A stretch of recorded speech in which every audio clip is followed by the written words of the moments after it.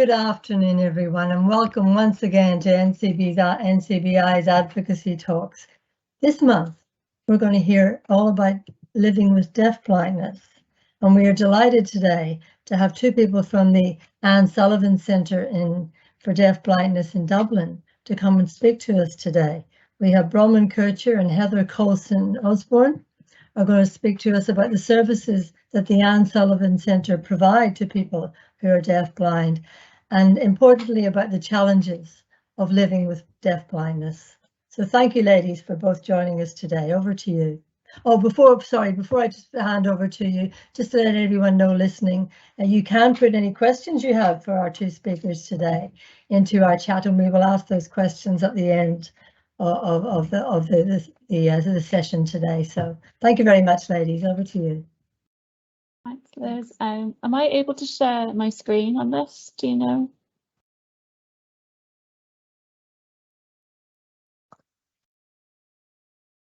Hi, Heather. Yeah, you should be able to do so. I'll do that.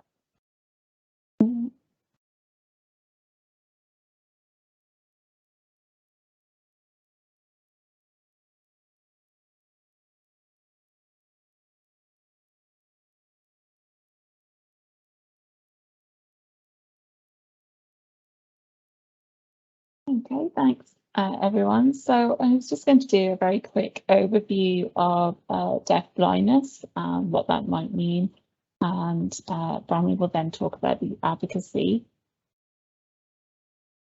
This is the definition that we sort of work from. So it's the Nordic definition, and it's from the Nordic Center for Welfare and Social Issues. This is the definition that they use. So it's described as vision and hearing essential in getting information, and therefore a decrease in the function of these two senses that carry information from distance increases the need to use senses that are combined to information within reach. That's tactile, kinesthetic, haptic, smell and taste, as well as leaning on memory and deduction.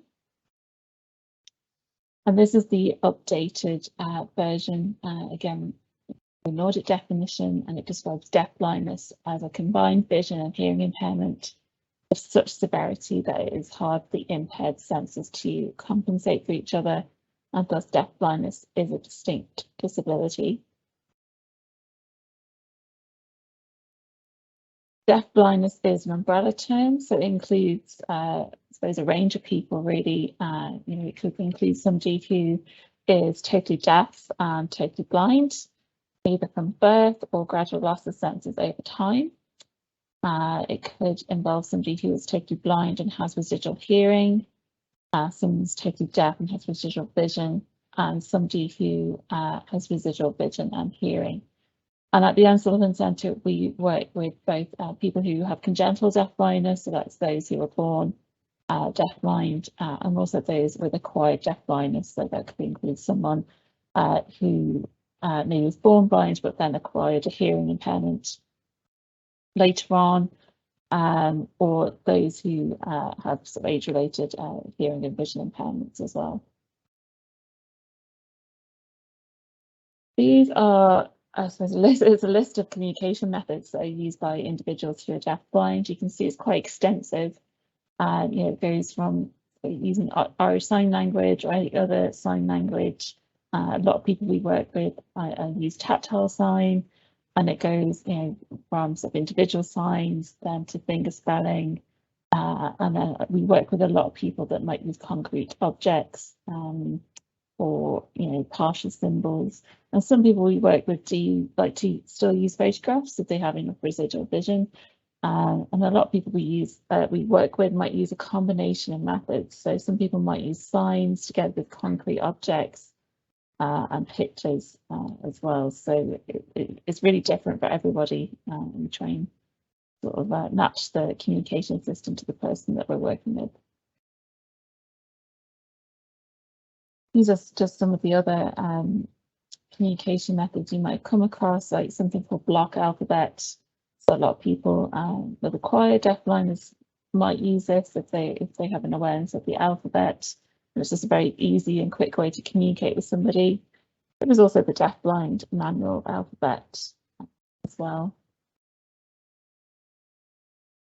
But those that maybe don't have sort of formal communication, a lot of them might use objects of reference, and you might be quite familiar with these. So a lot of people we work with in the Ann Sullivan Center would use these objects of reference, and they're different for everyone. So it really just depends what that person uses in their activities. And again, we try and match the objects to that person's preference or how they experience the activity. I know a lot of people ask about what to do when meeting someone who is deafblind, and I suppose these are the things that we sort of suggest. You know, is to never approach from the back or touch someone before they're aware of your presence. If they have some vision, you can try and get their visual attention. You can give them a physical touch in the appropriate part of the body, so the shoulder, arm, or hand, and let them know who you are and while you're talking to them, if that's the very first time you're speaking to them, either through speech or sign language well. For a lot of people that we work with in the centre, they would actually use ID symbols. So all the staff have an individual ID symbol on them. That could be a watch or a bracelet. And that's just so the residents know that it is a staff member that's interacting with them. So always let them know who you are. You can sign the name sign or say your name, depending on what communication method they use. If you can, you know, ask the best place to sit or stand or communicate. You know, what side is the best side for you to stand on, and if you can't do that, you can ask their carer, but you know, always try and speak to the person themselves first. So those are just some tips for meeting someone who is deafblind. Pass it over to Bronwyn that will talk about the deafblind advocacy work that she's doing currently. Yeah, so I am the advocacy manager at the Ann Sullivan Center. So deafblind advocacy for us actually incorporates a lot of what NCBI is working on, whether it be dedicated pathways being clear so you can walk, or transport schemes, or PA support. We all have our own needs that cross over a lot of times, which was really nice that I was able to meet Liz and Lorna and talk to them a bit about what we're struggling with and what you guys are struggling with and how we can support each other. So our advocacy groups meet about quarterly. We have one in Cork and one in Dublin currently. Basically what we're there to do during the advocacy groups is just kind of have self-advocacy, talk to each other, learn about things that we might be needing. You know, oh, I do something this way and it's an idea for someone else. We have loads of people doing different advocacy work all over. We have a woman named Carol Brill, who also founded Usher Syndrome Ireland. Wonderful, wonderful lady, and she would do a lot of advocacy work. We have advocacy work in many different ways. Deirdre Leach, one of our other co-workers, did the Cork mini marathon completely deafblind. So anything that's raising awareness about deafblindness is advocacy for us, because a lot of people in Ireland don't know about deafblindness, and deafblindness doesn't have a legal status within Ireland. So deafblindness not having a legal status in Ireland means that there's nowhere written in law that deafblindness exists. However, that changed in 2017 when Ireland signed the UNCRPD, and they signed it. And when they signed it, they signed up to rights of deafblind children. That was the actual phrase within the UNCRPD that they used. And so that was our first acknowledgement of deafblindness in Ireland. However, these things haven't really been followed up on. So a lot of issues that we're having is acknowledgement to people that are deafblind. So in Ireland right now, you're either on a blind pension or a deaf pension, and you're not on a deafblind pension. Which can cause a lot of trouble for someone who's deafblind, as if they need hearing assistance and vision assistance, they're not going to be able to get both, and they're going to have to pay one out of pocket. Another thing we're asking for, which also has a lot of crossover into NCBI, is a register for people who are deafblind. So the census just not being friendly at all for anybody or any individual that is blind and or deafblind has made it much harder. And in our case, when you go to the box that says, do you have a vision impairment and do you have a hearing impairment, you have to click both boxes. There is no box that just says for someone that's deafblind. We're looking for dedicated pathways for healthcare. So a lot of times ophthalmologists and audiologists will talk to each other. And so this is causing a lot of problems for a lot of our service users, as they can't get the support they need, in the sense that they won't know when the best time to get maybe cochlear implants is for them, or the best time to get glasses is for them, because their doctors don't talk to each other. Another thing would be within education, we'd have blind teachers and deaf teachers, but we wouldn't have an individual teacher that is specifically for those that are deafblind. And these teachers do not talk to each other. So having that dedicated care pathway of them talking to each other is huge. And then employment's the other. Employment supports for those that are deafblind is basically non-existent. It's unfortunate because people that are deafblind can do just as many things as everyone else. And it'd be really good to see some employment support there. So access to communication services is also a big point of contention for us, as you guys might not be aware. Communication services such as tactile interpreters don't really exist in Ireland. It's very hard to find someone that can do tactile interpreting. And in fact, a good example of this assisted technology or ISL interpreting on the go is when we did our talk in the Oireachtas. They actually had to fly someone in from the UK to do the translating as we went, because there was no specialist in Ireland that could do the translating as we went. Things such as technical assistance grants, again, that kind of goes back to the dedicated care pathways / not having the money around these pensions to have the right needs for these people, as well as technical assistance grants for phones and devices. So there's a lot of phones out there. There's a device called the Blind Shell, which I don't know if you guys have heard of. It's really interesting. It's a smartphone, but it actually has tactile buttons that you can feel, which people that are deafblind might need that more. Whereas your smartphone can kind of read to you if you're not deafblind. So you can kind of navigate your phone using audio technology. Genetic testing and early intervention is something we really strive for, because a lot of these conditions, though they aren't preventable, knowing about them sooner in life helps you prepare for what's ahead, so you can be ready. So if you know that you're going to go completely deaf in 10 years, you can start learning sign language now, and that's going to help people be ready for these things to come. A budget scheme for transport. So transport's really important for us. Being completely deafblind, there's no way you can drive a vehicle, or it's really hard to get certain places, such as getting the bus to stop for you because you can't even hear the bus coming.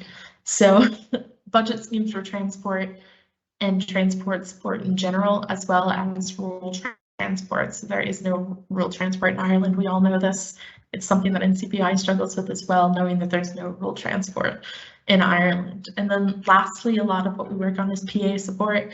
So right now we're really struggling to get PA supports, or what we would like to call interveners, or somebody to just help out people that are deafblind to live their individual lives. And this is a problem across the board. Also, I've talked to Liz and Lorna about this, and seems to be a problem at NCBI as well, getting specific people who understand the disability that's at hand. So that's a bit of what's going on. We've met some lovely people over the past few months, senators and Minister Rabbit herself, just trying to get more support going forward. I'm also going to pull up the questions that are going on here and talk through them. So let's see. Thanks for listening, I guess is the main thing. And Heather and myself can kind of talk you through. So one of the questions is, are your group meetings in person or online? So it went kind of non-existent for a while because there was nobody in my position. And COVID had happened, so it became very complicated.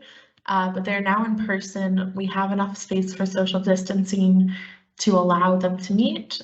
We also can help you get here if needs be. So if we need to meet you at a train station or we need to collect you from somewhere, that can be arranged if necessary. What can we help do to get legal status in Ireland? Which is a great question. A lot of it's going to be in the coming months. We're hoping to get some signatures together to put towards Ann Habit to say, you know, we're here, we're still needing support. It's not currently legalized. Please listen to us. That's kind of our legal support side of things. So I will probably send on those links to Liz and Lorna to pass out to you guys to sign as well, because I know you guys are very willing to help as you understand the struggle yourselves. Maybe Heather, do you want to can you see number 3? Yeah, I can see that. Yeah, do you support teachers on how to support children who are deafblind? Yes, we absolutely do. So a lot of our referrals actually do come from a lot of teachers, and we do work with a lot of schools. So a referral will come in usually from a teacher or as an education support assistant or the parent, and they just might want to know what some tips on how to support the child in the school as well. So it's usually around their communication. What advice can we offer around the child's communication? How can we increase their communication and their access to communication? So we usually do a school visit and observe the child in the classroom, and then we just make some recommendations. We have done training for schools as well, so that's quite a big part of what we do. Another question today, can you talk about the social development for children and adults who are deafblind? Yeah, I can certainly try. I suppose for a lot of children we work with, they kind of miss out on that incidental learning piece, and we'll be familiar with this for children with visual impairment as well. They're not always aware of who's in their surroundings, who's in their environment. So they might need a few interventions around that, a bit more support. I suppose a typical child might need, they might not be aware there's other children in the classroom or how many other children are in there. Then might not be taught social cues or rules of the school or things like that. So that's just something to sort of bear in mind. And then I suppose for adults, even just making friends or just having those connections, that can be quite difficult as well, and particularly if they lose more of their vision as they get older, or more of their hearing. They might find social situations quite difficult. Things that they might have heard before, maybe they can't hear now. That it's very difficult for them to be involved in talking about planning a trip or planning an activity as well. So as we just try and put some tips in for those people, is there anything we can do to sort of increase their social interaction and their social development? And I think a big part of what Bramley does, with the advocacy groups, that's really important for a lot of the adults that we work with. They find that a really good sort of social experience, I guess.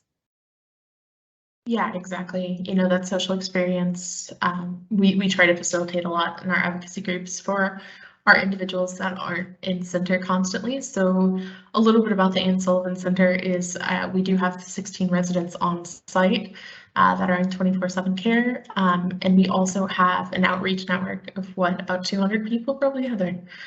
Yeah, approximately, yeah. Yeah. In contact with at least monthly, most of them, if not at least once a year, at least annually. So, everybody has kind of a different need, and some it might be more social. And the advocacy groups can kind of offer that for those individuals that are deafblind. A lot of people don't know that we have advocacy groups, and we've actually started them back up recently. So we're looking for more members. So if you know anybody that's deafblind, or you're deafblind yourself, please do attend. You can get my email off of Lorna or Liz at any time, and don't hesitate to send me a message. Or on our website, you can also fill out an info form for us for referrals if you want to refer yourself or refer someone else to the service. A few more questions coming in there. So do you have any social peer groups outside of the advocacy groups? This is something we've actually talked a lot about recently, because we are seeing a sort of a big need, I suppose, in our outreach clients. You know, they do want that, again, that social interaction piece, or just somewhere to go, or anything, maybe just have a cup of tea or just try an activity. So it's not something we have set up yet, but it is definitely something that we are talking about and hopefully going to develop in the future. I know Deirdre set up some sort of parent groups for children with charge, and you know that they have a Facebook group, and previously they have done sort of social meetups and things like that. Obviously with COVID that kind of stopped, but we did have some online meetings as well, but maybe in the future they might have some face-to-face groups as well. So I suppose there's things sort of in the pipeline, we just haven't worked out the logistics just yet. Yeah, and I mean, we're open to adding more attendees come to our advocacy groups. They can more than welcome split off, and we can help facilitate that split off. You know, instead of an advocacy group once a month or whatever we want to do, we can go to lunch or whatever's best for that group or their needs. I guess that's what the advocacy group's about, because as advocates, you can't pour from an empty cup. I like to say a lot of times, a lot of people don't think about that, but you can't pour from an empty cup. So if you can't take care of yourself, or you don't feel like you can take care of yourself, or you don't feel like you're meeting your needs, like social needs or whatever, you can't necessarily help other people, and so it can be quite hard. So it is something we do focus on, you know, in our advocacy groups. We do at the end have, you know, a social hour where we just have lunch and we talk. But we definitely talked about maybe doing like speaker comes in and does an assistive technology course or something like that as well. Heather, do you know what the employment rate for people that are deafblind is? I wouldn't know. I actually don't know. I couldn't really tell you actually. There might be statistics from the UK, but I don't think there's any for Ireland. I do know the employment rate in general for disabilities in Ireland is very low. It's probably one of the lowest. Is it the lowest in Europe or the EU? Something like that. One of the lowest in the EU, yeah. Yeah, so I imagine the employment rate for deafblind people is extremely low. You know, we do actually get a lot of people referred to our service who have actually had to give up work because of deterioration in their usually a deterioration in their vision, actually, that sort of causes them to sort of not be able to work anymore. I can certainly find out for you if possible, but yeah, they might be based on UK figures. I'm not sure if there's any official figures for Ireland.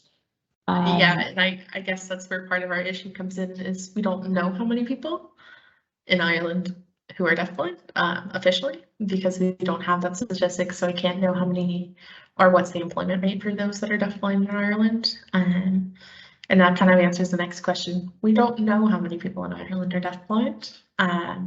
We can estimate. What was the most recent estimate, Heather? So based on the census from 2016, I think it's about 1,700, something like that, but it also increased when another disability was added on. So the figures are a little bit, I guess, inconsistent, I suppose. Yeah, we're not quite sure, really. There is kind of, I suppose, guidelines on that you can take from other countries. So based on the population, Ireland should have apparently about 40,000 people who are deafblind, something like that. I think that was the sort of estimate, but again, that's just based on the population and figures from, again, other countries. So yeah, I suppose we're not entirely sure.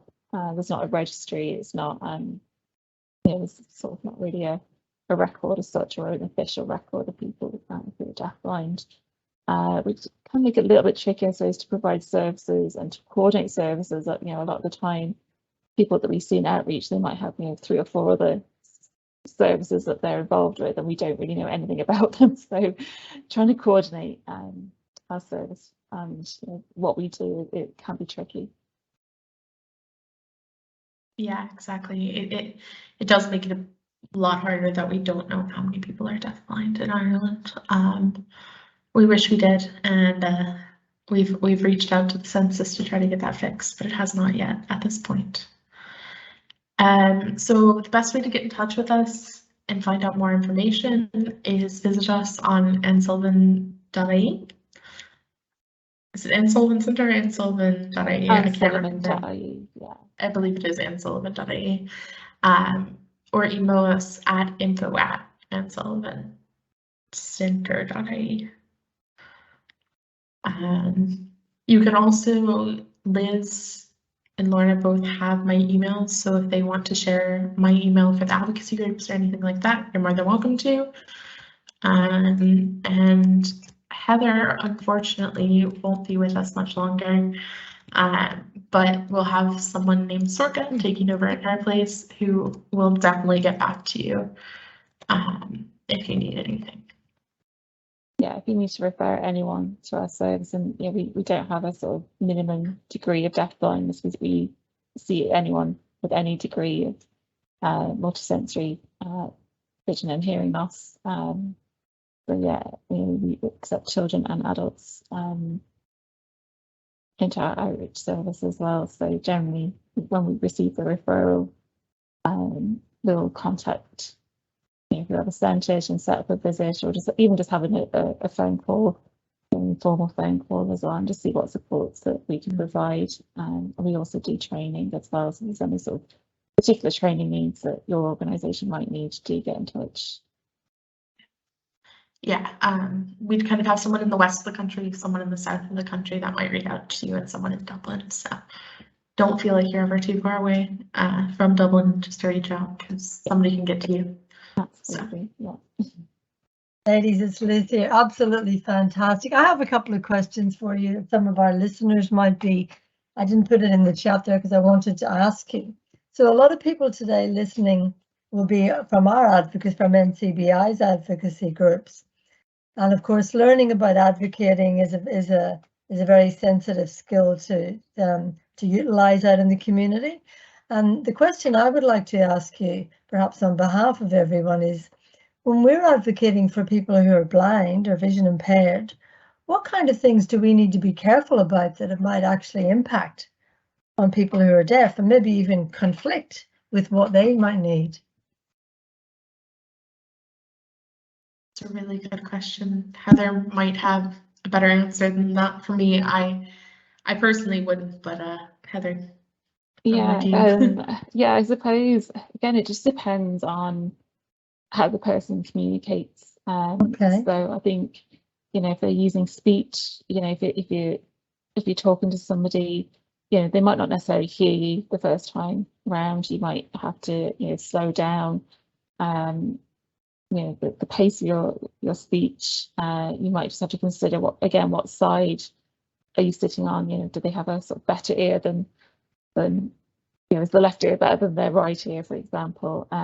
They might have auditory processing difficulties as well, so maybe they can hear you, but just the way they process sound might be a little bit challenging for them.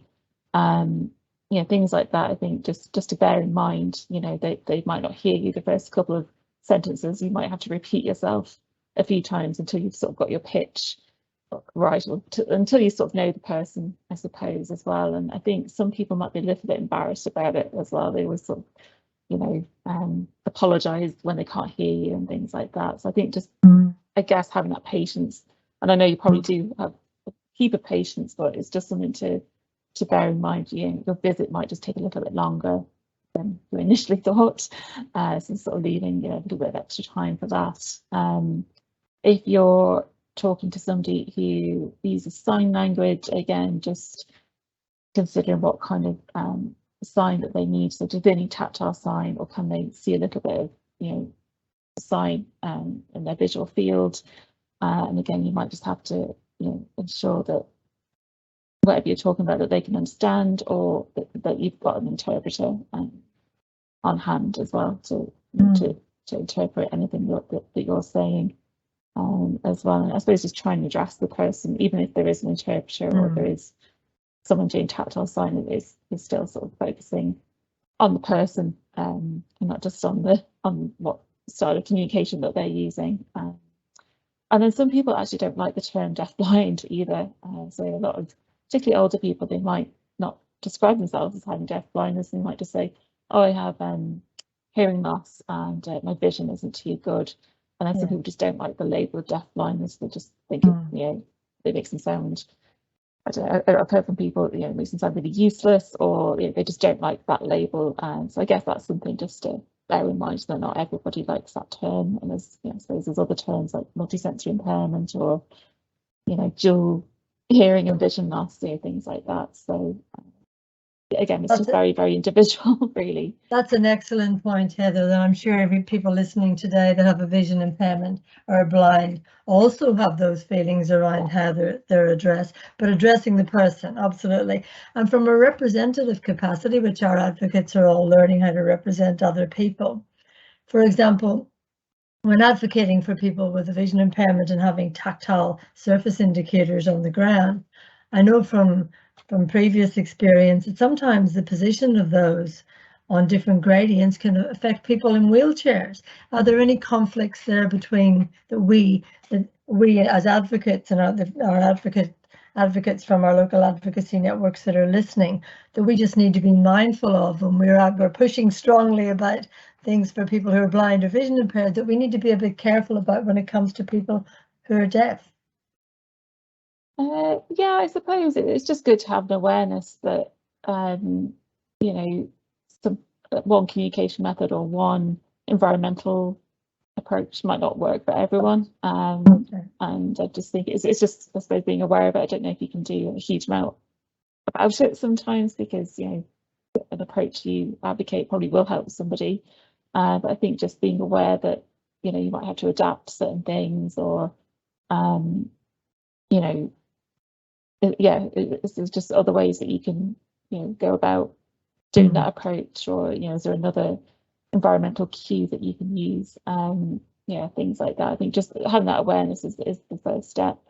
We do work with a lot of people who use wheelchairs, but a lot of them do require some assistance. So a lot of our residents actually might use wheelchairs in the community, but the staff would be assisting to push them in the wheelchair. And I suppose it's, again, we might just give a little tactile cue to that person if we're going to go uphill, if we're going to go across a particular tactile surface that we think might scare them or make them jump or something. We might just give a little tactile cue as well, just to warn them that that's coming up. Right. Well, and so as always, it's a good idea not to assume, I think is what I'm hearing you say. That not every people with disabilities, even with the same disability, it's going to be a huge variety of what they need. So ask first, and ask what the person needs first. Absolutely. So look, anything else you two ladies would like to say? I'm fascinated by what you said today. So there's so much to learn about deafblindness. It's not something, as you said earlier, that we all come across every day, but if we can just make people our awareness can make people more comfortable and included in our communities. So you brought that to us today. Is there any final comments you'd both like to make? Not really. I mean, just don't forget about those that are deafblind. They often get overlooked in society, but they're very capable of many things. So yeah, just don't forget about us, especially from an advocacy perspective. Don't forget about us when you're advocating, because some things might not work for those that are deafblind. So you might just need to rethink it a few times. Absolutely, Brom, and we won't. And all the very best to you, Heather, in your ongoing journey, wherever you're off to. And it's been a pleasure meeting you both. Thank you for joining us today. Thank you. Thank you.